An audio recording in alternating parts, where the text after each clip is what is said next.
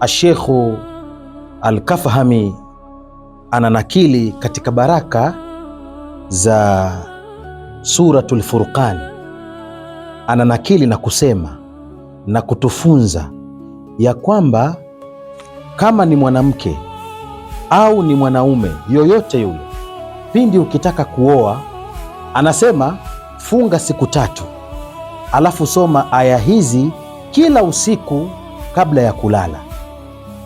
Anasema jambo hili lifanye ndani ya siku 3 baada ya kufunga siku 3, na usome hizi aya kabla ya kulala katika hizo siku 3. Anasema ukifanya hivi, kama ni mwanamke, kama ni mwanaume, ukifanya hivi utapata mke mwema au utapata mume mwema. Lakini si hivyo tu, Mwenyezi Mungu Subhanahu wa Ta'ala atakuwekea wepesi, atakuwekea unafuu katika ndoa yako.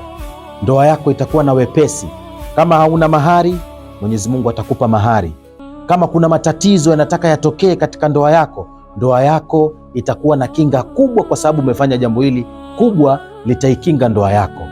Kama kuna hasidi anataka hasidi ndoa yako isiwe, itakuwa kwa sababu umefanya jambo hili.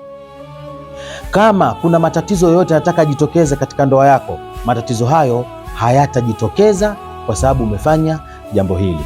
Funga siku 3 na soma hizi aya kabla ya kulala.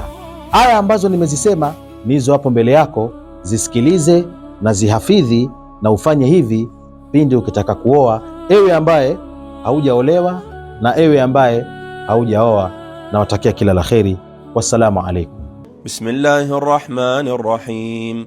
Rabbana hab lana min azwajina wa dhurriyyatina qurrata a'yunin waj'alna lilmuttaqina imama. أولئك يجزون الغرفة بما صبروا ويلقون فيها تحية وسلاما خالدين فيها حسنت مستقرا ومقاما. صدق الله العلي العظيم.